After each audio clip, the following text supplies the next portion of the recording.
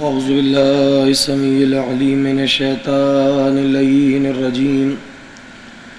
بسم الله الرحمن الرحيم. الحمد لله الذي إليه مصائر الخلق وواقب الأمر، نحمده على عظيم إحسانه ونير لطفه وبرهانه ونوامي فضله وامتنان لم يلد سبحانه فيكون في العز مشاركا، ولم يولد فيكون مورثا هالك، لم يتقدم وقت ولا زمان، ولم يتاوره زيادة ولا نقصان، جلت عظمته.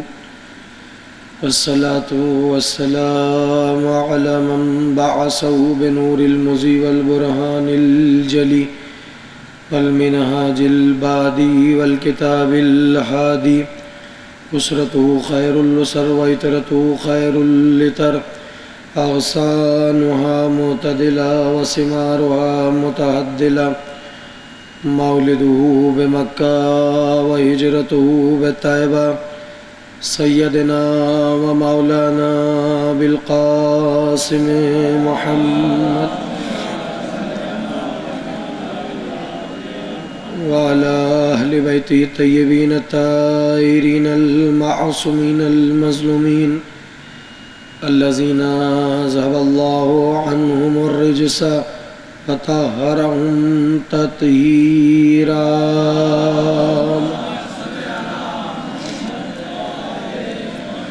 سيما بقية الله في الأرض وحجة الله على العالمين، والحق الجديد والعالم الذي المولى يبين، والعدل المشتهر والمهدي المنتظر عجل الله تعالى، ولعنة الدائمة الباقية على أعدائهم ومنكر فضائلهم وغاصب حقوقهم أجمعين. أما بعد، فقد قال سبحانه وتعالى في محكم كتابه المجيد وقوله الحق. بسم الله الرحمن الرحيم. قل إنما أنا بشر مثلكم يوحى إلي أنما إلهكم إله واحد، فمن كان يرجو لقاء ربه فليعمل عملا صالحا ولا يشرك بعبادت ربی احدا. صلوات پڑھ دیجئے محمد.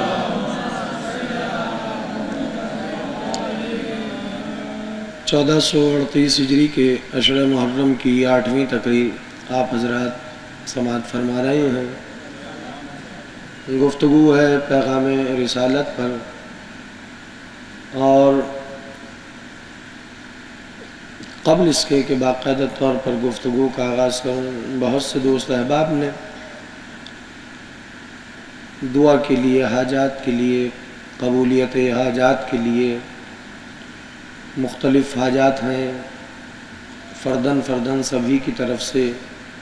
خاص طور پر میرے برادر محسن مہدی بھائی، پاؤں میں ان کے تکلیف ہوئی ہے، دعا گو ہوں ان کے لیے بھی، اور جملہ مومنین و مومنات کی جو بھی شرعی حاجات شرعیہ ہیں. عباس کے صدقے میں پروردگار سب کی حاجات شرعیہ کو اپنی بارگاہ میں شرف قبولیت عطا فرمائے.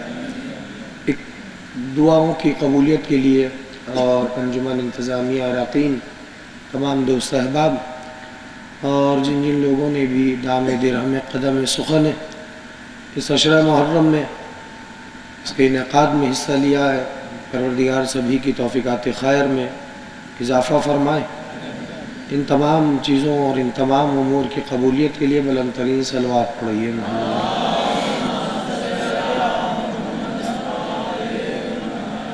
ہم آپ کی خدمت میں گفتگو کر رہے تھے. قانون پروردگار ہے، اتنا مستحکم مضبوط قانون دے کر اپنے محبوب کو بھیج رہا ہے کہ دنیا میں بڑے بڑے قانون اور قانون دان پیدا ہوئے، قانون آئے، ایک سے بڑھ کر ایک قانون آیا، ایک سے بڑھ کر ایک منشور آیا، ایک سے بڑھ کر ایک دستور سامنے آیا. لیکن نگاہوں کے سامنے وہ اوجھل ہو گئے، وہ قانون مٹ گئے، فنا ہو گئے، ختم ہو گئے۔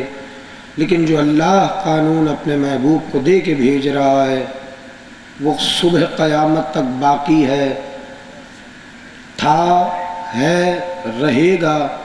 اور قانون الہی کو مٹانے والے مٹ جائیں گے لیکن قانون الہی زندہ رہے گا۔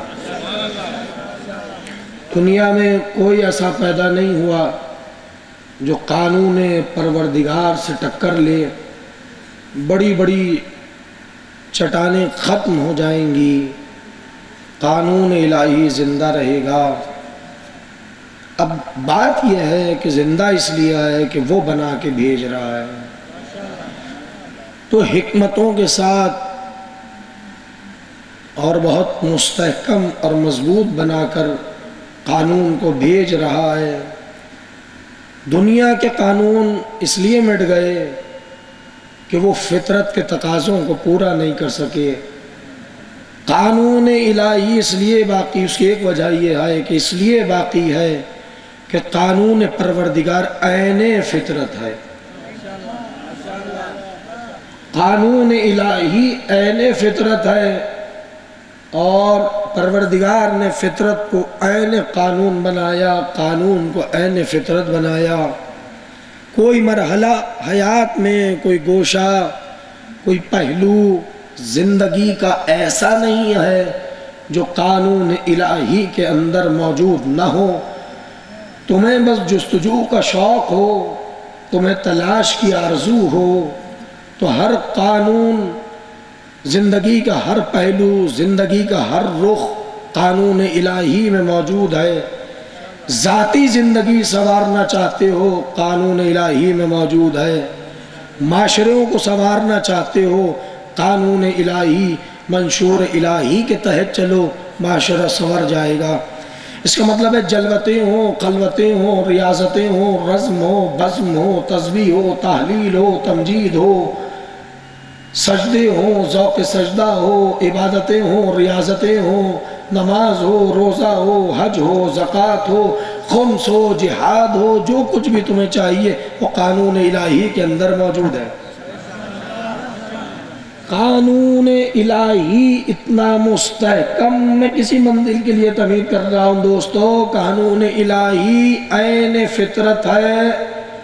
تقاضۂ فطرت کو قانون پروردگار اس طرح سے پورا کر رہا ہے کہ قانون پروردگار نے فطرت کے ہر گوشے پر روشنی ڈالی ہے، اسے یوں ہی نہیں چھوڑ دیا۔ اسی لیے خدا نے کہا تھا ان الدین عند اللہ الاسلام، ہماری نظر میں ہمارا ہی بنایا ہوا قانون پسندیدہ ہے۔ تم دنیا میں دیکھو گے، چاہے سوشلزم نظام ہو، چاہے کیپٹلزم نظام ہو، سبھی نے مادی مقیاس کو انسان کی زندگی کی بنیاد قرار دیا ہے، لیکن یہ قانون پروردگار ہے جس نے مادی زندگی کے ساتھ ساتھ انسان کی روحانی تربیت بھی کی ہے۔ صرف مادی نہیں بلکہ اللہ نے روحانی تربیت کا بھی اہتمام کیا۔ اب یہ قانون بنایا ہوا اس کا ہے، اب تمہید سے نکل چکا ہوں میں، بنایا ہوا قانون اس کا ہے تو اسے پتا ہے کہ یہ قانون معاشرے میں پھیلانا کیسے ہے، تو اس نے عجب اہتمام کیا کہ 1,23,999 انبیاء کو اپنا قانون دے کر بھیج رہا ہے۔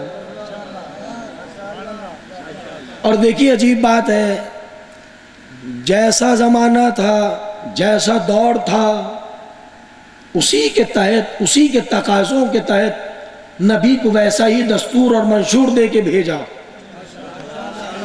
تو کم سے کم 1,23,999 انبیاء جب آ رہے ہیں معاشرے کے اندر، تو کم سے کم 1,23,999 معاشرے ہیں جن میں انبیاء آ رہے ہیں۔ دیکھیے 1,23,999 انبیاء اگر ہیں تو اس کا مطلب یہ ہے، میں خاتم النبیین کی بات ابھی نہیں کر رہا، اگر ہیں تو اس کا مطلب ہے 1,23,999 انبیاء جس امت پر بھی مبعوث ہو کر نبی بن کے آ رہے ہیں تو قانون الہی لے کر آ رہے ہیں، اور قانون نے ہر زمانے کے مطابق کروٹیں بدلی ہیں۔ جیسی امت تھی ویسا ہی قانون،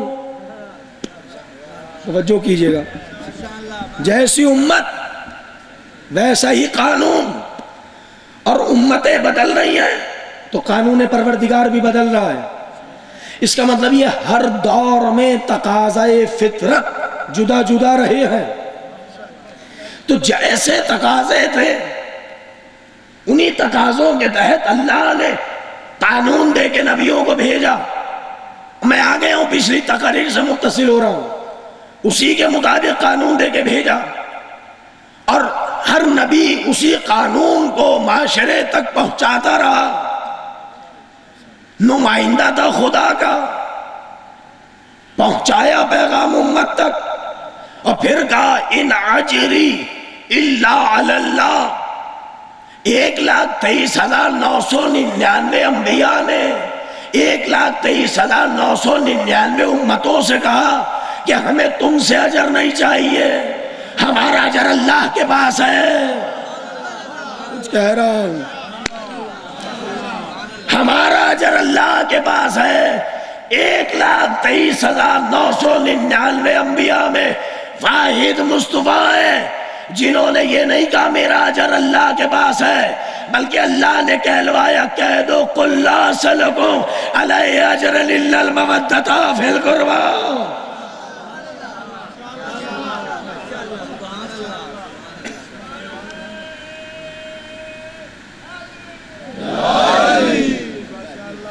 اچھا دیکھیے، بزرگ تو پہنچ گئے، نوجوان غور کریں اس بات پر۔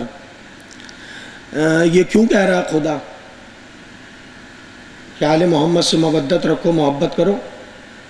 یہ اجر رسالت ہے۔ اب کیسے جملہ کہوں آپ کی خدمت میں، لن تجد لسنت اللہ تبدیلا، اللہ کی سنت بدلتی نہیں ہے، اللہ کی سنت بدلتی نہیں ہے۔ تو 1,23,999 انبیاء آتے رہے، سنت الہی یہ رہی کہ اجر ان سے نہ مانگنا، تمہارا اجر ہمارے پاس ہے، پلٹ کے آؤ گے ہم اجر دے دیں گے۔ مصطفیٰ پہ آ کے اپنی سنت کو بدل دیا۔ کہاں بیٹھے ہیں آپ؟ مصطفیٰ پہ آ کے اپنی سنت کو بدل دیا، ان کا وہاں آ کے نہیں، یہی مانگو، مانگ کر آؤ، مانگ کر۔ تو مصطفیٰ نے مانگا تو سائل ہے نا مصطفیٰ۔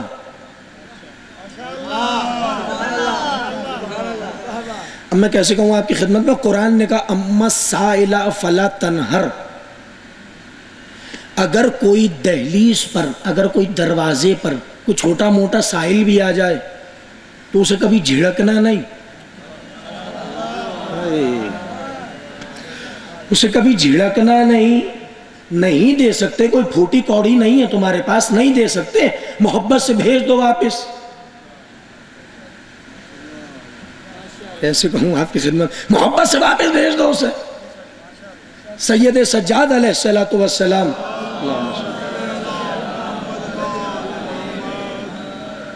جب کسی سائل کو کچھ دیتے تھے اس کے ہاتھ چوم لیا کرتے تھے۔ تو کسی نے پوچھا فرزند رسول یہ سائل کے ہاتھ کیوں چوم رہے ہیں؟ کہنے لگے یہ سائل کے ہاتھ نہیں ہے، اللہ کے ہاتھ ہیں۔ پوچھا گیا فرزند رسول یہ اللہ کے ہاتھ کیسے ہوئے، یہ تو سائل کے ہیں؟ کہنے لگا یہی تو وہ مال ہے جو اللہ کے ہاتھوں میں جا رہا ہے۔ ہائے ہائے ہائے ہائے، یہی تو وہ واحد مال ہے جو خدا کے ہاتھوں میں جا رہا ہے۔ تو جب عام سائل کے لیے خدا کو پسند نہیں ہے کہ تم اسے اپنی دہلیز سے چھڑک کے لوٹا دو، تو جو پوری امت سے ہاتھ پھیلا کے کہہ رہا ہے میرے اہل بیت سے محبت کرو،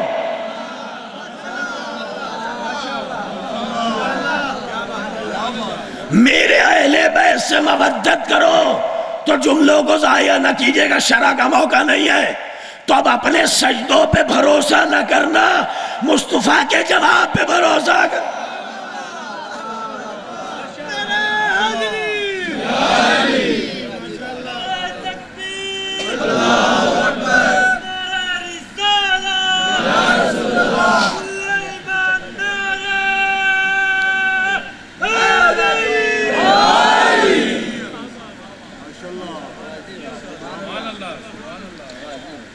قُلْ لَا أَسْأَلُكُمْ عَلَيْهِ أَجْرًا إِلَّا الْمَوَدَّةَ فِي الْقُرْبَى۔ سارے نبی کہہ رہے ہیں، میں تمہید کر رہا ہوں ایک خدا کی قسم ایک منزل کے لیے، اور یوں ہی ساتھ دیجئے گا تو بات کہہ سکوں گا۔ سارے نبیوں نے کہا ہمارا اجر اللہ کے پاس ہے۔ تم دو گے لال و جواہر، پوکراج، ریشمی پارچے، مکان، تخت، تاج، جاہو، حشم، یہی تو دے دو گے؟ ارے یہ تو یہیں رہ جائے گا، یہ تو یہیں رہ جائے گا، ہم چلے جائیں گے۔ تو دولت لے کر اپنی محنت کو ضائع تھوڑی کرنا ہے۔ تم سے سرمایہ لے کے اپنی محنت کو ضائع تھوڑی کریں گے۔ اللہ نے ڈیوٹی لگائی تھی، ہم نے کام انجام دے دیا۔ اللہ کہہ رہا واپس پلٹ آؤ یہ کہہ کر کہ ہمارا اجر اللہ کے پاس ہے۔ اور جب میں 2 رکعت نماز پڑھ کر یہ چاہتا ہوں کہ اللہ مجھے جنت دے دے، تو 900 برس تک تبلیغ کے بعد یہ نہیں چاہیں گے کہ اللہ مجھے بھی کچھ دے دے؟ نہیں چاہیں گے کہ مجھے بھی کچھ مل جائے؟ توجہ کیجئے گا، ایک مرتبہ سارے نبیوں نے کہا ہمارا اجر اللہ کے پاس ہے، میں تم سے کچھ نہیں چاہیے۔ پیغمبر کی بارگاہ میں کشتیوں میں ریشمی پارچے ہیں، لال و جواہر ہے، یاقوت ہے، بخراج ہے، مرجان ہے۔ کہا یا رسول اللہ 63 برس کی زحمتیں ریاستیں جو آپ نے اٹھائی ہیں، پتھر کھائے، بائیکاٹ ہوا، ہجرت پہ مجبور کیا گیا آپ کو، اتنی آپ نے دین کے سلسلے میں زحمتیں اٹھائی ہیں، جی چاہتا ہے ہمارا کہ ہم آپ کو اجرت دے دیں، جی چاہتا ہے ہمارا ہم آپ کو اجرت دے دیں۔ جس کو آپ اگر بہت اچھے لفظوں میں کہیے تو محنتانہ، اچھے لفظوں میں کہہ دیجئے کہ ہم آپ کو محنتانہ دینا چاہتے ہیں جو محنت آپ نے کی ہے۔ اور عجیب بات ہے، روایات میں فقرے ہیں کہ مزدور کو مزدوری اس کے پسینہ خشک ہونے سے پہلے دے دو۔ ہائے ہائے ہائے ہائے، کاش یہ بات پہنچ جائے، مزدور کو مزدوری پسینہ خشک ہونے سے پہلے دے دو۔ 63 برس کا پسینہ ہے مصطفیٰ کا، خشک نہ ہونے دینا، خشک نہ ہو۔ کہ یا رسول اللہ ہم ریشمی پارچے دینا چاہتے ہیں، یہ تینوں کشتیوں پہ لدا ہوا سب کچھ آپ کا ہے، چاند کہیے تو وہ توڑ کے دے دیں، ستارے کہیے تو وہ دے دیں۔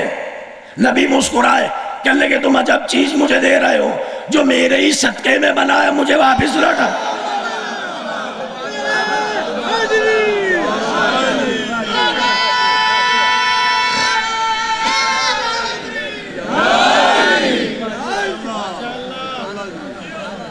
جو میرے ہی صدقے میں بنا ہے وہ مجھے واپس پلٹا رہے ہو؟ نہیں نہیں، میرا جملوں کو نزاکت کو محفوظ کیجئے گا، میں ایک منزل پہ آنا چاہ رہا ہوں کہ جو میرے صدقے میں بنا ہے وہی مجھے واپس لوٹا رہے ہو۔ کہ یا رسول اللہ زمین کہیے، آسمان کہیے، ستارے کہیے، قندیلے کہیے، آفتاب کہیے، مہتاب کہیے، چرند کہیے، پرند کہیے، لفظوں کو ہلائیے، لب میں جنبش دیجئے، جو کہیں گے وہ دے دیں گے۔ نبی نے کہا پوری کائنات ایک طرف، آل محمد کی محبت دوسری۔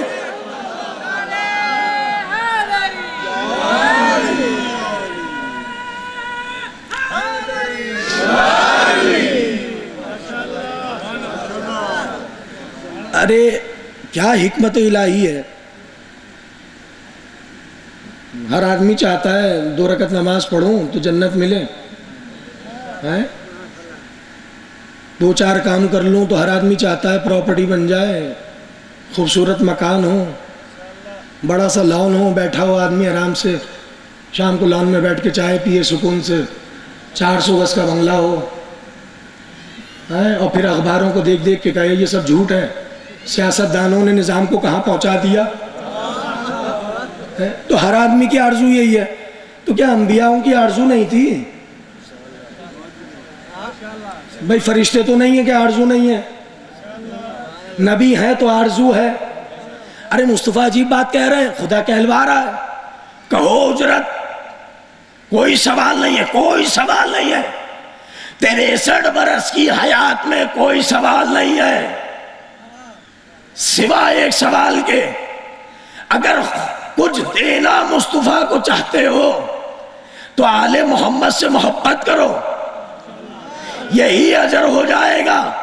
ایک طرف اجر رسالت ہے، دوسری طرف تمہاری ریاستوں کی قبولیت کا سبب ہے۔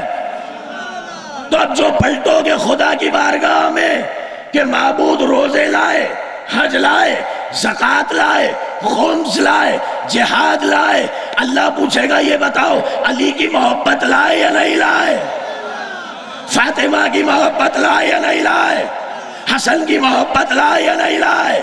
تو اس کا مطلب یہ ہے پوری کائنات کی ریاضت ایک طرف، آل محمد کی محبت ایک طرف، جہاں محبت نہ ہو سب کچھ حرام ہے اور خدا حرام قبول نہیں کرتا۔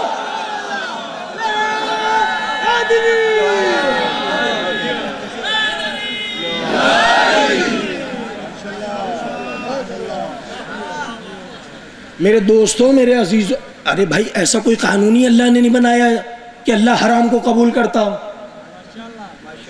ایسا کوئی قانون نہیں ہے، ایسا کوئی قانون الہی نہیں ہے، ایسا کوئی دین نہیں ہے کہ جہاں حرام کو اللہ قبول کرتا ہو۔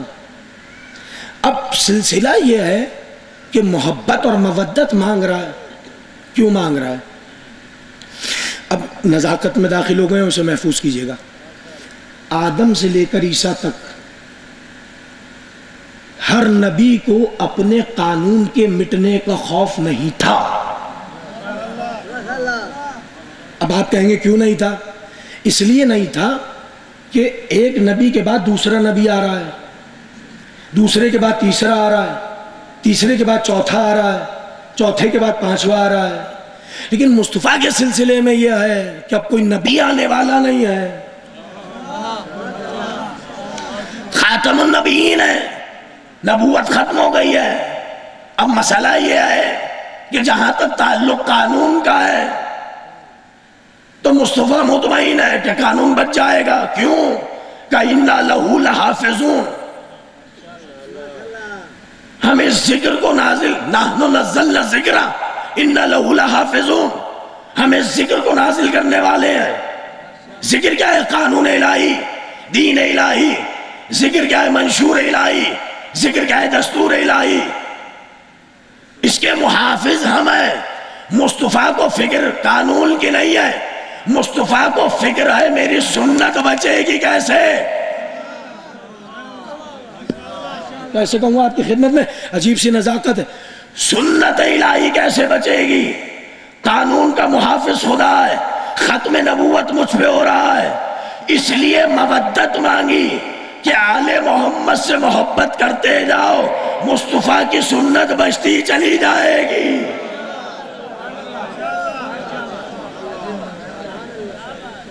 اب یہ نزاکت کہاں تک پہنچی ہے مجھے نہیں معلوم۔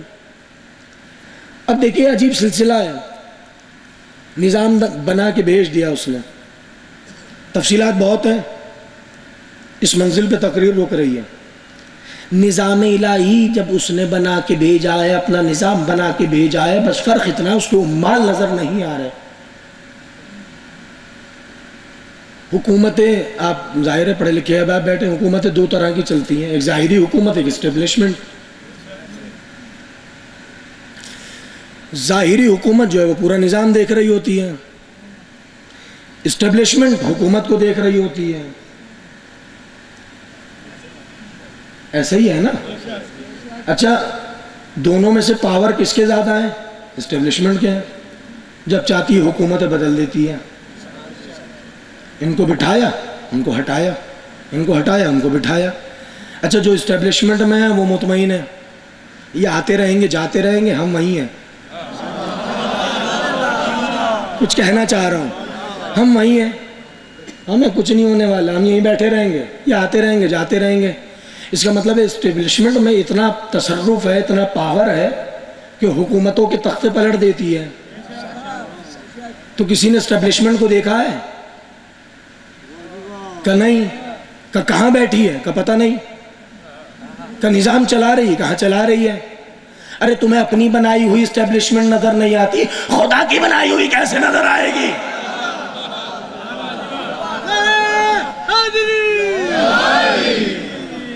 اسٹیبلشمنٹ کے تحت ایک نظام چل رہا ہے، وہ حکومتیں بدلتی رہتی ہے. تمہیں اپنی والی نظر نہیں آ رہی، اللہ والی کہاں سے نظر آئے گی؟ تو پس پردہ کوئی ہے اسٹیبلشمنٹ جو چلا رہی ہے. یہ آتے رہیں گے جاتے رہیں گے. حکومت ہمیشہ خوف زدہ رہی ہے، اسٹیبلشمنٹ کو کوئی خوف نہیں ہے. یہ آتے رہیں گے جاتے رہیں گے، جب چاہیں کسی کو نکال دیں، جب چاہیں بلا لیں، جب چاہیں بٹھا دیں. اور پاکستان میں تو یہ بہت ہو رہا ہے. اسٹیبلشمنٹ کام کر رہی ہے پیچھے، کسی کو لا رہی ہے، کسی کو لے جا رہی ہے. قوم بھی خوش ہے، لیکن اسٹیبلشمنٹ قوم کو نظر نہیں آ رہی، اس کے عمال نظر نہیں آ رہے، اس کے کام کرنے والے نظر نہیں آ رہے. کیوں؟ اس لیے کہ وہ پردے میں ہیں.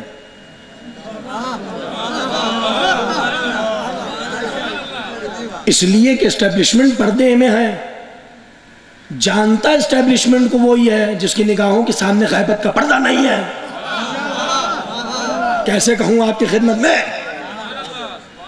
اب مجھے ظاہر ہے ایک چھوٹے سا بہت مختصر کر کے ایک واقعہ آپ کی خدمت میں پیش کر دوں تاکہ بزرگ تو پہنچ گیا، نوجوان دوستوں کے لیے عرض کر رہا ہوں. آیت اللہ آقائے طیب جزائری، جس نے نام سنا ہوگا، بہرحال سنا ہوگا، آیت اللہ آقائے طیب جزائری ہندوستان کے بہت بڑے عالم دین ہیں جو ایک طویل زمانے سے قم المقدس میں مقیم ہیں. بہار الانوار کی 2 جلدوں کا اردو میں انہوں نے ترجمہ بھی کیا. لاہور، کراچی اور اسلام آباد میں عشرہ محرم سے خطاب کرنے بھی کسی زمانے میں آتے رہے ہیں. بہت بزرگ ہو گئے، مجتہد ہیں اور اپنے زمانے کے فقیہ ہیں. بہرحال لاتعداد کتابیں ہیں ان کی ایک کتاب کا واقعہ آپ کو سنا رہا ہوں. وہ کہتے ہیں نظام الہی کے عمال نظر کیوں نہیں آ رہے؟ اس لیے کہ غفلتوں کا پردہ پڑا ہے. غفلتوں کا پردہ پڑا ہوا ہے. اس لفظ کو ذہن میں رکھیے، میں بہت مختصر کر کے سنا رہا ہوں آپ کو. کہ اللہ کے ایک دیہات تھا، اس زمان بہت پرانے زمانے کی بات ہے. تو اس زمانے میں جب کشتیاں چلتی تھیں تو کشتیاں بادبانی ہوا کرتی تھیں، ہواؤں پہ چلتی ہیں بادبانی کشتیاں. بزرگ جانتے ہیں، نوجوانوں کے لیے عرض کر رہا ہوں. وہ ہوا کے رخ پہ چلتی ہے کشتی، جس طرف ہوا لے جائے اس طرف کشتی چلی جاتی ہے. توجہ کیجیے گا. تو کہنے لگے کہ ایسے میں ایک بستی سے گزر ہوتا تھا لوگوں کا، اور وہ پانی میں دوسری طرف جاتے تھے، دوسری بستی میں، اور آذوقہ زندگی وہاں سے خرید کر واپس آیا کرتے تھے. یہ سفر تھا، کشتی پہ جانا کشتی پہ آنا. تو ایسے میں ایک مرتبہ کشتی چلی، اور جب وہ کشتی چلی تو ایک مرتبہ طغیانی آئی پانی میں، اور طوفان آیا. کشتی طوفان کے آتے ہی ٹوٹ پھوٹ گئی. تو کچھ لوگوں نے تختے پہ سہارا لے کر ایک کنارے آ گئے. جب کنارے آئے تو انہوں نے کہا کہ یہ جزیرہ ہے، ایک چھوٹا سا جزیرہ ہے، اس کے کنارے پہ پہنچ گئے. انہوں نے سکھ کا سانس لیا کہ بڑا اچھا ہوا، ہم جزیرے کے کنارے پہ پہنچ گئے. زندگی کے اسباب وہاں پہ موجود تھے، میوہائے الہی وہاں موجود تھے، وہ ہم نے کھائے پیے. 3-4 روز ہم اسی جزیرے میں رہے. توجہ ہے آپ کی؟ 3-4 دن تک ہم اسی جزیرے میں رہے. تو اب ہم نے چلنے کی اور پھر کشتی کو جو ٹوٹ پھوٹ گئی تھی اسے جوڑا کشتی میں سوار ہو گئے. تو ایک مرتبہ جو شخص کشتی کو دھکا دے رہا ہے، جب اس نے، چونکہ بادبانی کشتی ہے، اب جو ہوا کے رخ میں دھکا دیا تو کشتی ہوا کے رخ میں بہت تیزی سے آگے بڑھ گئی. وہ یہ کہتا ہے، جو سوار نہیں ہو سکا، وہ یہ کہتا ہے میں نے پانی میں بہت ہاتھ مارا، ہاتھ پاؤں چلائے کہ کسی طریقے سے کشتی تک پہنچ جاؤں، لیکن چونکہ کشتی بادبانی تھی واپس پلٹ کے آ نہیں سکتی تھی. ہوا کے رخ میں کشتی چل رہی تھی، میں بہت کوشش کی لیکن کشتی تک پہنچ نہیں پایا۔ پھر ایسا ہوا کہ ایک مرتبہ ایک ایسی تیز لہر آئی کہ اس نے مجھے جزیرے کے دوسری طرف لا کے پھینک دیا، اور ایک بلند ٹیلے پہ میں اکیلا رہ گیا، نہ زندگی کے اسباب ہیں، اور موت بالکل مجھے لگ رہا ہے کہ اب قریب آ گئی ہے اور جاں طلب ہوں۔ ایسے میں نے انہی کو پکارا جنہیں میں مانتا تھا۔ ایک جملے کے لیے تمہید کر رہا ہوں، بہت بدیہات چھوڑ کر، میں نے انہی کو پکارا جنہیں میں مانتا تھا۔ کہ ایسے میں ابھی میری مناجات مکمل بھی نہیں ہوئی تھی کہ میں نے دیکھا کہ پہاڑی کی چوٹی پہ سے ایک بہت بڑا اژدہا نیچے کی طرف آیا، اور وہ اتنا بڑا اژدہا تھا کہ اس کا منہ پانی کے اندر تھا اور اس کی دم پہاڑی کے چوٹی پہ تھی۔ کہ میں ایک مرتبہ ڈرا کہ کہیں یہ مجھے شکار کرنے تو نہیں آیا ہے، لیکن وہ مجھے اس نے مجھے دیکھا ہی نہیں، وہ پانی میں شکار کرنے آیا تھا۔ اس نے جیسی پانی میں منہ ڈالا، ایک مرتبہ میں نے دیکھا کہ پہاڑی کی چوٹی جہاں اس کی دم تھی وہاں بچھو نے ڈنک مارا۔ ڈنک کتنا زہریلا تھا کہ اژدہے کا گوشت گل کر پانی میں گر گیا، لیکن ہڈیاں سیڑھی بن کے رہ گئی،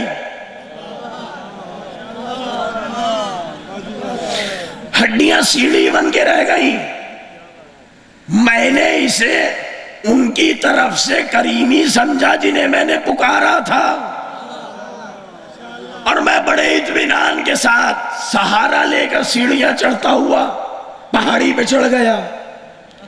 اب جو تھوڑا سا آگے گیا تو ایک چھوٹا سا جزیرہ میں نے دیکھا، اس میں میں نے دیکھا کہ کچھ مکانات، توجہ کیجئے گا، کچھ میں کہہ رہا ہوں نظام الہی چل رہا ہے، اسٹیبلشمنٹ کام کر رہی ہے تو نظام چل رہا ہے، پیچھے اسٹیبلشمنٹ ہے اور حکومت چل رہی ہے۔ کہ ایسے میں نے دیکھا کہ یہاں رہن سہن کے اسباب ہیں، کچھ کمرے بنے ہوئے ہیں۔ میں ان کمروں میں سے ایک کمرے میں گیا تو میں نے زندگی کے اسباب پائے۔ ابھی میں یہ سوچ ہی رہا تھا کہ مجھے کچھ لوگوں کی باتیں کرنے کی آواز آئی، تو میں جلدی سے بڑھ کر کمرے کے کونے میں چھپ گیا، توجہ کیجئے گا، چھپ گیا تو میں نے دیکھا ایسے میں چھپ کر کہ کچھ لوگ آئے ہیں اور وہ آپس میں باتیں کر رہے ہیں، اور باتیں کرتے کرتے انہوں نے کھانا کھانا شروع کیا۔ تو اس میں سے ایک شخص نے کہا کہ دیکھو تھوڑا سا بچا لینا کھانا، ایک شخص اور ہے جو چھپا ہوا ہے۔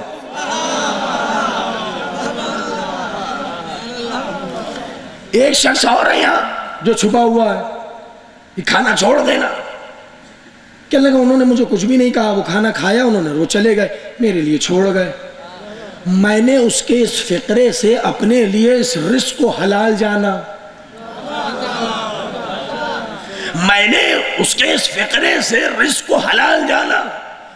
اور اس طرح ایسا ہوا کہ دن گزرتے رہے، 2 وقت کا کھانا مجھے ملتا رہا۔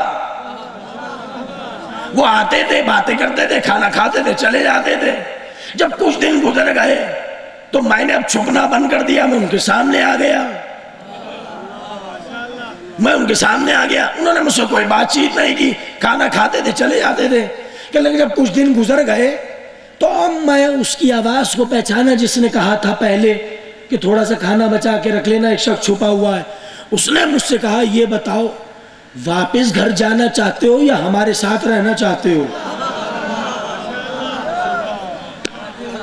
واپس گھر جانا چاہتے ہو یا ہمارے ساتھ رہنا چاہتے ہو؟ اس نے کہا اس وقت میرے بچوں کی اور بیوی کی محبت دل میں غالب آئی، میں نے کہا میں واپس جانا چاہتا ہوں۔ کہ لگا وہ شخص جو برابر میں اس کے ایک شخص کھڑا تھا، اس سے کہا کہ سنو اس کو اس کے گھر پہنچا دو، اس کو اس کے گھر پہنچا دو، کسی وجہ سے اتنا واقعہ پڑا ہے، اس کو اس کے گھر پہنچا دو۔ اس نے کہا ٹھیک ہے، میرا ہاتھ پکڑا ابھی ہم جزیرے سے باہر ہی آئے تھے کہ اس نے مجھ سے کہا تم اپنی گلی پہچانتے ہو؟ تمہاری گلی کے کتوں کے بھونکنے کی آواز آ رہی ہے، تم گلی پہچانتے ہو؟ کہنے لگا اب جو میں نے سر اٹھایا تو اپنے گھر کی گلی پائی. کہنے لگا میں جیسے رخصت ہوا اس سے تو جاتے جاتے اس نے عجیب فکرہ کہا. کہنے لگا تو بڑا بد نصیب ہے. اس نے کہا کیوں؟ کہ جو تجھے روک رہا تھا وہ زمانے کا امام تھا.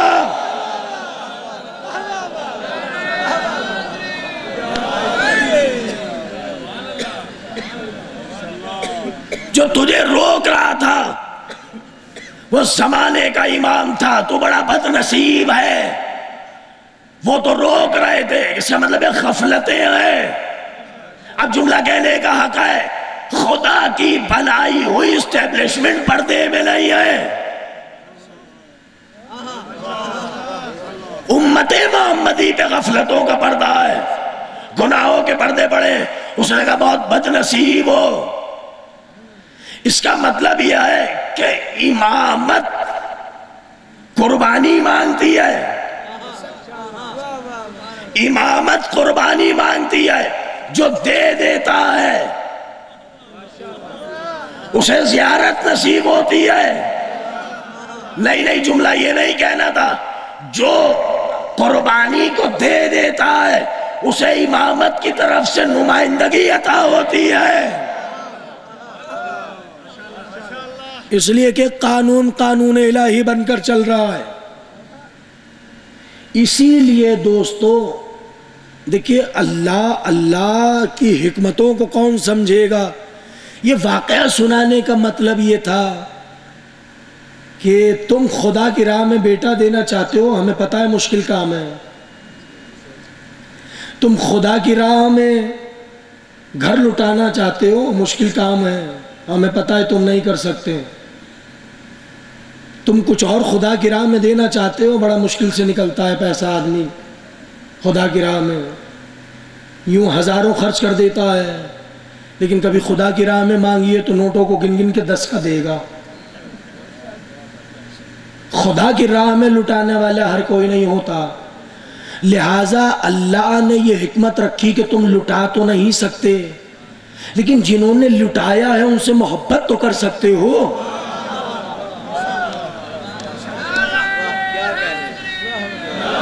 اور ختم ہو گئی تقریر، آج یہاں رک رہی ہے بات.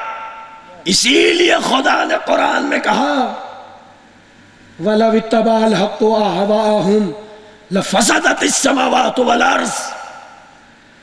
اگر حق ہوائے نفس کے تابع ہوتا تو تم دیکھتے کہ زمین اور آسمان ایک ہو جاتے. اس کا مطلب یہ ہے کہ حق نفس کے تابع نہیں ہے. اس کا مطلب ہے کوئی حق ایسا ہے جو زندہ ہے کہ جو زمین اور آسمان باقی ہے. یہ وہی تسلسل ہے جو نبی نے کہا تھا الحق مع علی وعلی مع الحق اللہم ادر الحق حیث ما دار علی. پروردگار حق کو ادھر موڑ دے جدھر علی مڑ جائے.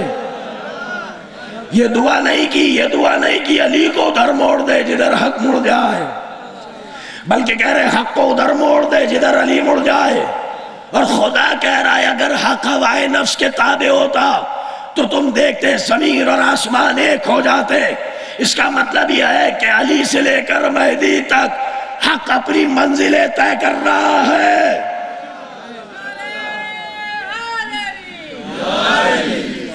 دیکھیے تحفہ لے جائیے، جاتے جاتے تحفہ لے جائیے. جس کو بھی یقین ہے امام جعفر صادق علیہ السلام کو جملہ، جسے یقین ہے مولا کی صداقت پر، اس کے لیے تحفہ پیش کر رہا ہوں. دعائے عہد کا نام آپ نے سنا ہوگا.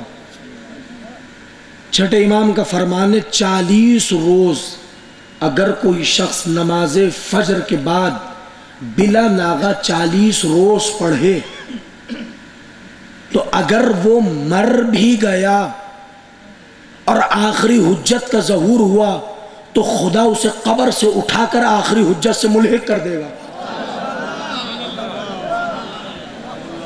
خدا اسے آخری حجت سے اٹھا کے ملحق کر دے گا. اس کے 2 فقرے سنا رہا ہوں. چھٹے امام نے خراج عقیدت پیش کیا آخری حجت کو. کہتے ہیں وَبِحُمْلِهِ رُزِقَ الْوَرَىٰ وَبِوُجُودِهِ ثَبَتَتِ الْأَرْضُ وَالسَّمَاءُ. قرآن کہہ رہا ہے حق اگر ہوائے نفس کے تابع ہوتا. ختم ہو گئی تقریر آخری فقرہ یہاں رک رہی ہے, کل سے مسلسل ہو جائیں گے.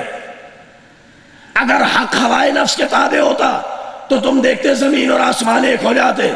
یا مولا کہہ رہے ہیں وہ آخری حجت وہ ہے جس کے دانے ہاتھ سے عالمین کو رزق مل رہا ہے. وَبِحُمْلِهِ رُزِقَ الْوَرَىٰ, اس کے دانے ہاتھ سے عالم کو رزق مل رہا ہے. وَبِوُجُودِهِ ثَبَتَتِ الْأَرْضُ وَالسَّمَاءُ, اور اسی کے وجود سے آسمان و زمین قائم ہے. مسئلہ صرف اتنا ہے دوستو, غفلتوں کے پردے پڑے ہیں, یہ دور ہو جائیں. اسی لیے تو یہ مجلسیں ہیں, اسی لیے مجلسوں کا اہتمام ہے. یہ مجلسیں اسی لیے رکھی گئی ہیں تاکہ وقت کی اسٹیبلشمنٹ سے قریب ہو جاؤ, اللہ کے اس نظام سے قریب ہو جاؤ جو پردے میں رہ کر نظام کو چلا رہا. مجھے اندازہ ہے کہ آج آپ نے جلوس اعضاء میں مسلسل پرسہ دیا ہے. میں بھی صبح سے شام تک آپ کے ساتھ ہی پرسے میں مصروف عمل رہا ہوں. انداز بدلا ہوا ہے, لیکن دوستوں میرے عزیزوں, آج تم نے پرسہ دیا حسین کی اس مظلومیت کا کہ جس کے لیے خود حسین نے کہا عباس تیرے چلے جانے کے بعد میری کمر ٹوٹ گئی.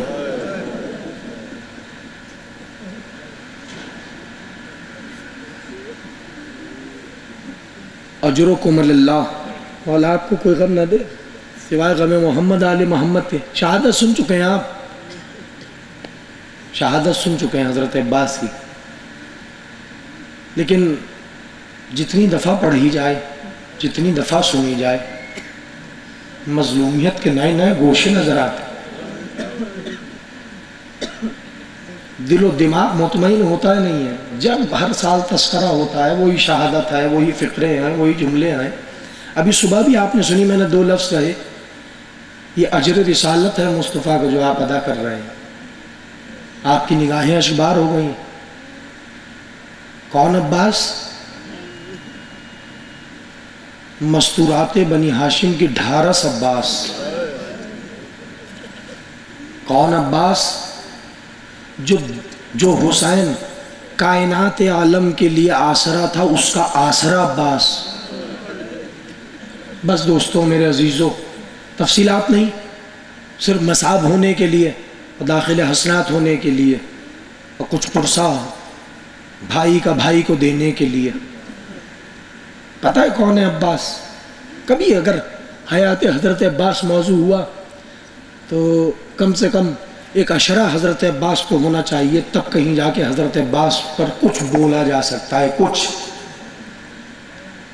اس لیے کہ عباس دنیا میں اس صاحب فضیلت کو کہتے ہیں جس نے یہ تمنا نہیں کی کہ مجھے علی کا بیٹا پیدا کر کے بنا دے, بلکہ علی نے تمنا کی اے اللہ مجھے عباس جیسا بیٹا عطا کر دے.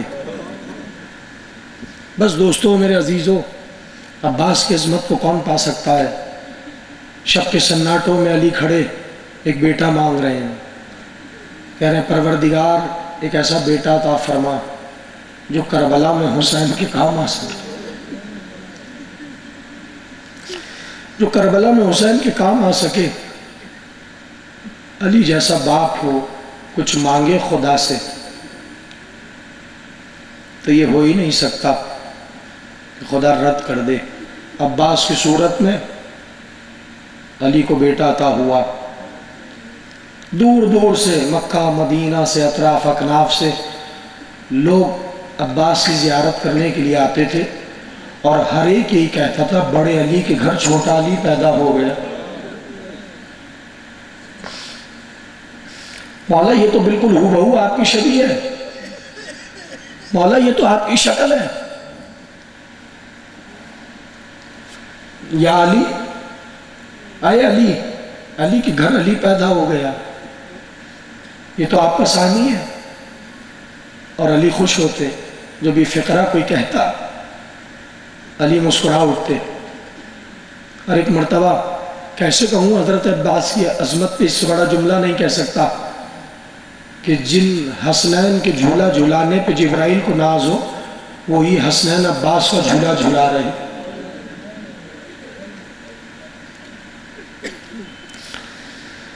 کتنا بڑا شرف ہے عباس کے لیے کہ زینب و کلثوم جیسی بہن عباس کا جھولا جھولا رہی ہو۔ کبھی شہزادی زینب جھلاتی ہیں، کبھی شہزادی کلثوم عباس کے جھولے کو جھلاتی۔ لیکن تاریخ اور مقتل عجیب جملہ کہتی ہے دوستو، مولا آپ کی آوازوں کو سلامت رکھے، مولا آپ کو کوئی غم نہ دے سوائے غم محمد آل محمد کے، خدا بھائی کے رشتے کو سالم رکھے۔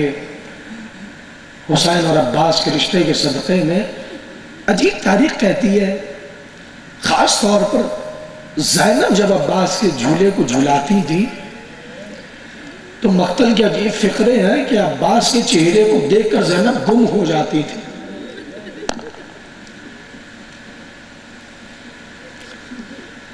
عباس کے چہرے میں نہ جانے شہزادی زینب کیا دیکھتی تھی، کھو جاتی تھی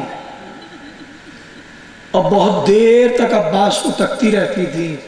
یہ راز کربلا میں جا کے کھلا، کون عباس جو عصمتوں کے حلقے میں پروان چڑھا؟ قدم لڑکھڑاتے ہیں تو حسن بڑھ کر تھام لیتے ہیں، حسین سینے سے لگاتے ہیں، زینب و کلثوم جیسی بہن گودیوں میں کھلا رہی ہیں عباس کو۔ بس دوستو، ان عصمتوں کے حلقے میں پلنے والا عباس جب 32 برس کے ہو گئے تو زمین کربلا پر بھائی کے ساتھ پہنچ گئے۔ مقتل کا عجیب جملہ ہے، مقتل کہتا ہے مدینے سے لے کر کربلا تک حسین کی زبان پر ورد زبان رہا عباس عباس عباس عباس، عباس یہ کر دو، عباس وہ کر دو، عباس خیمے لگا دو، عباس خیمے اکھاڑ لو، عباس ناکے تیار کرو، عباس ناکوں کو چلنے کو کہو، عباس ناکوں کو رکوا دو، عباس یہ کر دو، عباس وہ کر دو۔ وہی عباس کہ جو ورد حسین ابن علی تھا، ایک مرتبہ جب کوئی نہ رہا تو ہاتھ جوڑے ہوئے حسین کے قریب کھڑے اور یہ جملے کہہ رہے، آقا اجازت دیجئے کہ غلام جان قربان کرے، اجازت دیجئے کہ غلام جان قربان کرے۔ حسین نے عجیب فقرہ کہہ دیا کہ میرے بھائی عباس تجھے رن کی اجازت کیسے دوں، تو میرے لشکر کا سپاہ سالار ہے۔ یہ جملہ حسین کا کہنا تھا، فَلْيَنْظُرُ يَمِينَهِ وَشِمَالِهِ۔ عباس نے دائیں دیکھا، عباس نے بائیں دیکھا اور دیکھ کے فقرہ کا مولا وہ لشکر کہاں ہے، مولا وہ لشکر کہاں ہے؟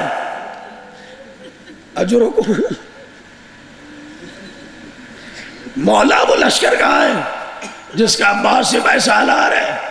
ایسے میں استاد نصیر مروی نے 2 مصرے کہے ہیں، وہ یہاں سہارا دیتے ہیں، جاتے تو ہو رن کی رضا شاہ سے لے کر عباس تمہیں کچھ دل زینب کی خبر ہے، جاتے تو رن کی رضا شاہ سے لے کر عباس تمہیں کچھ دل زینب کی خبر ہے۔ حسین سر جھکائے کڑے ہیں، عباس اشارے کو سمجھ گئے، شہزادی کے خیمے کے قریب آئے، آ کر آواز دی، علی کی بڑی بیٹی تجھ پر عباس کا سلام۔ مزاج آشنا بہن ہے، بھائی کے سلام کرنے سے سمجھ گئی۔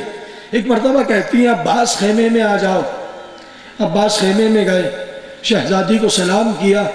ایک مرتبہ کہا شہزادی کچھ کہنا چاہتا ہوں، کہا عباس کہو، کہا شہزادی آقا پہ جان قربان کرنے کے لیے رن کی اجازت چاہتا ہوں۔ مجھے نہیں معلوم رونے والوں کیسے سنو گے، جیسے ہی عباس نے یہ فقرے کہے، غش کھاتی ہوئی زینب یہ جملے کہتی ہوئی غش کھا کے گری، عباس پھر میرا پردہ۔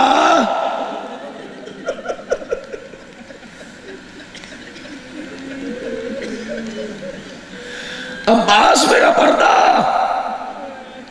عباس نے ہاتھوں کو جوڑا، دو زانو ہو کر بیٹھ گئے۔ شہزادی کو کچھ دیر بعد افاقہ ہوا، ہاتھوں کو جوڑ کر کہنے لگے شہزادی کوئی گستاخی ہو گئی، علی کی بڑی بیٹی کوئی شاد میں گستاخی ہو گئی۔ شہزادی نے کہا نہیں عباس ہمیں مدینہ یاد آ گیا، ہمیں مدینہ یاد آ گیا۔ میں بابا میں بیٹھی ہوئی تھی، تاخچے سے ہوا کا جھونکا آیا، میری کلائی سے ہوا کا دامن ہٹ گیا، کلائی سے ہوا کا دامن کا ہٹنا تھا، بابا نے میری کلائیوں کے گوشے لینا شروع کیے۔ میں نے کہا بابا یہ کلائیوں کے گوشے کیوں لے رہے ہیں؟ بابا نے کہا زینب ایک زمانہ آئے گا جب ان ہاتھوں میں ریشمہ بنے گی، زینب یہ ہاتھ پسے گردن باندھ دیے جائیں گے۔ عباس پھر تو پیدا ہوا، میں نے گہوارے میں تیری انگڑائیاں دیکھی، زینب یہ سوچتی رہی جس کے 18 عباس جیسے بھائی ہوں اس بہن کے ہاتھوں میں ریشم۔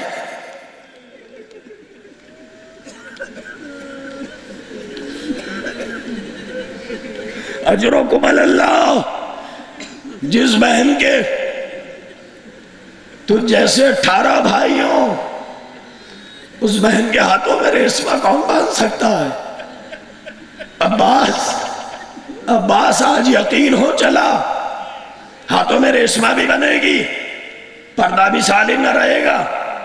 زینب یہ کہہ کے خاموش ہو گئی، عباس میں اجازت نہیں دے سکتی، عباس میں اجازت نہیں دے سکتی۔ ایک مرتبہ شہزادی کے خیمے کو چھوڑا، سکینہ کے خیمے کے قریب آئے، اللہ تش اللہ تش اللہ تش کی صدائیں بلند ہیں، بڑھتے ہوئے قدم رک گئے۔ ایک مرتبہ آواز دی شہزادی سکینہ ذرا ہمارے نزدیک آؤ۔ سکینہ خیمے سے دوڑتی ہوئی باہر آئی، کہا چچا خیریت ہے کیوں بلایا ہے؟ عباس کہتے ہیں پیاس مارے ڈال رہی ہے۔ سکینہ نے عجیب جملے کہے ہیں، کہا چچا اگر ہو سکے تو بچوں کے لیے پانی لے آئیے، چچا اگر ہو سکے تو بچوں کے لیے پانی لے آئیے۔ عباس نے کہا جاؤ سوکھی ہوئی مشک اٹھا کے لے آ۔ سکینہ دوڑتی ہوئی گئی، سوکھی ہوئی مشک اٹھا کے لے آئی خیمے سے۔ اب عجیب منظر ہے مقتل کا، ایک ہاتھ میں عباس کی مشق سکینہ ہے، ایک ہاتھ میں سکینہ کا ہاتھ ہے، بس یہ لینا تھا۔ آج تک مشق عباس سے جدا نہیں ہے، آج بھی ہر علم میں مشق سکینہ بنی ہوئی ہے، سکائے سکینہ ہے، آج بھی پیاسوں کو سکینہ کا چچا پانی پلا رہا ہے، علم میں بندی مشق بتا رہی ہے۔ ہاں دوستو میرے عزیزو بس ختم ہو گئی تقریر، گزر گیا میں مسائل تمہیز سے۔ ایک مرتبہ عباس حسین کے قریب آئے، حسین کی نگاہ عباس پہ پڑی، ایک مرتبہ سکینہ کو دیکھا، ایک مرتبہ مشق سکینہ کو دیکھا، کہا عباس اتنی بڑی سفارش لے آئے ہو، جاؤ تو پھر بچوں کے لیے پانی کی سبیل کر دو۔ بھائی نے بھائی کو سوار کرایا، رونے والوں عباس کو رخصت کیا حسین نے۔ ایک مرتبہ زمین کربلا سے سکینہ کو گود میں اٹھایا اور اٹھا کے ایک فکرہ کہا چچا کو بھیج تو دیا ہے، لوٹ کر نہیں آیا تو روتی رہے، چچا کو بھیج تو دیا ہے، لوٹ کر نہیں آیا تو روتی رہے گی۔ بس یہاں عباس آئے، ختم ہو گئی تقریر، دو فکرے۔ یہاں عباس آئے، فرات پہ قبضہ ہوا، مشق سکینہ کو بھرا، پانی چلو میں لیا، باپ کی وصیت یاد آئی، نجف کا رخ کیا، کہ بابا فرات پیروں میں عباس کے، چلو میں پانی ہے، لو آپ کی وصیت کو پورا کر رہا ہوں، میں فرات کے سینے پہ پانی ٹھیک کے مار رہا ہوں۔ میں نے 3 دن کی پیاس کے باوجود پانی نہیں پیا، اس لیے کہ میں آپ کا بیٹا ہوں، زہرا کا لال پیاسا ہے۔ اجرکم اللہ، پر رونے والوں ختم ہو گئی تقریر۔ ایک مرتبہ عباس پلٹے، مقتل کا جملہ ہے، عباس کی نگاہیں سکینہ کے خیمے پہ لگی ہوئی ہیں، سکینہ نے بچوں کو جمع کیا، در خیمہ پہ کھڑی ہے، سکینہ کی نگاہیں عباس کے علم پر ہیں۔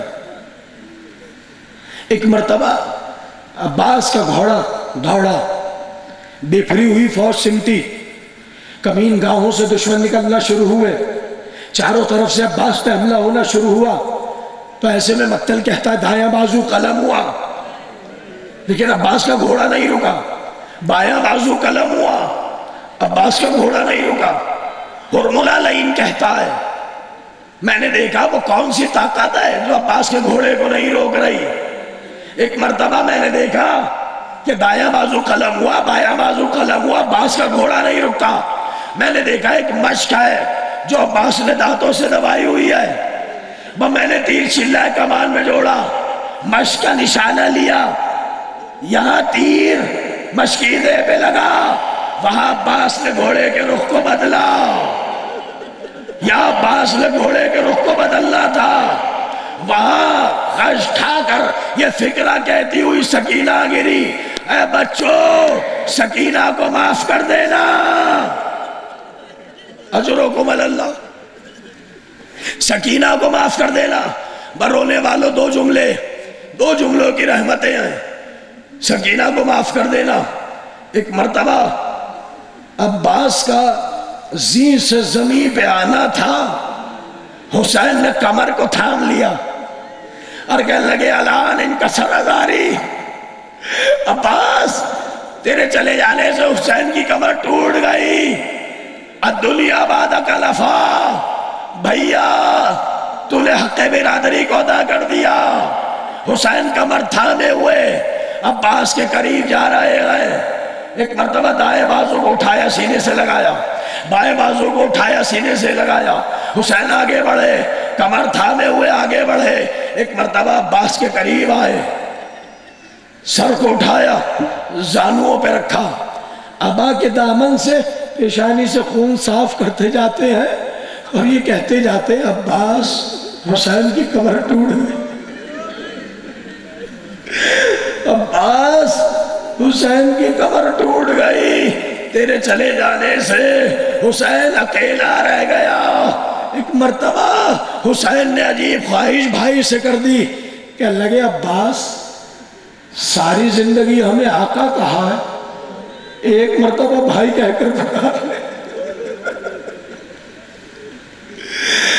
عباس نے کہا مولا آپ کی وصیت میں حکم پورا کروں گا، لیکن اس سے پہلے میری ایک وصیت ہے، اگر سن لیجئے تو شرف ہوگا۔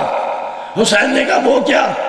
عباس نے کہا مولا سب کے لاشیں خیمے میں گئے ہیں،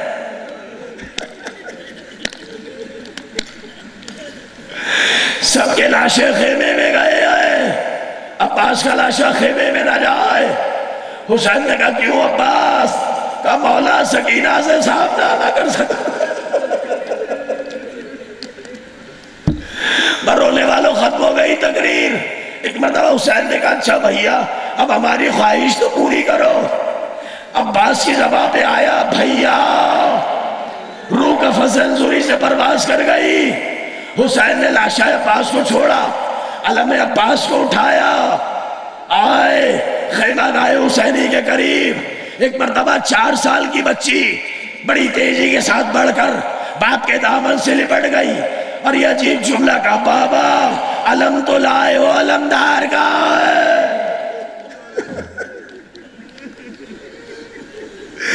بابا علم لائے ہو، علمدار کا ہے۔ ایک مرتبہ حسین نے بس آخری جملہ مولا تمہارے پرسے کو قبول کرے۔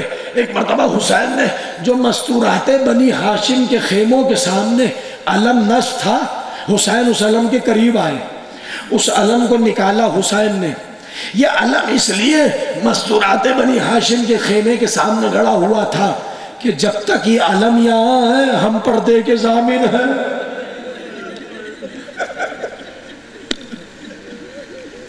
جب تک یہ علم یہاں ہے ہم پردے کے ضامن ہیں۔ حسین نے علم کو نکالتے ہوئے عجیب فکرے کہے، کہنے لگے عباس تیرے چلے جانے سے جو آنکھیں کبھی سوئی نہ تھی وہ چین کی نیند سوئیں گی، اور جو سوتی تھی وہ راتوں کو جاگیں گی۔ ایک مرتبہ حسین بڑے چوبے خیمہ سے علم کو باندھا، زمین کربلا پہ آبا کا دامن پھیلایا، مسند عزا پہ بیٹھے، آواز دی زینب، کلثوم، لیلا، فروا، اما فضہ، سبا، اور حسین کو حسین کے بھائی کا پرساد، حسین کو حسین کے بھائی کا پرساد ہو۔ بس سب نے پرساد دیا حسین کو۔ عباس تھا حسین کے گرد زبان، مدینے سے کربلا تک، لیکن ہاں حسین کے بعد یہ 4 سال کی بچی کا ورد بن گیا۔ جب کبھی شمر کے تماچے لگے کہ چچا عباس دامن جلا، آواز دی چچا عباس ہاتھوں میں ریشمہ بندھی، آواز دی چچا عباس بے کجاوانا کا، آواز دی ہائے میرے چچا۔ الا لعنت اللہ علی القوم الظالمین وسيعلم الذين ظلموا ينقلبون إنا لله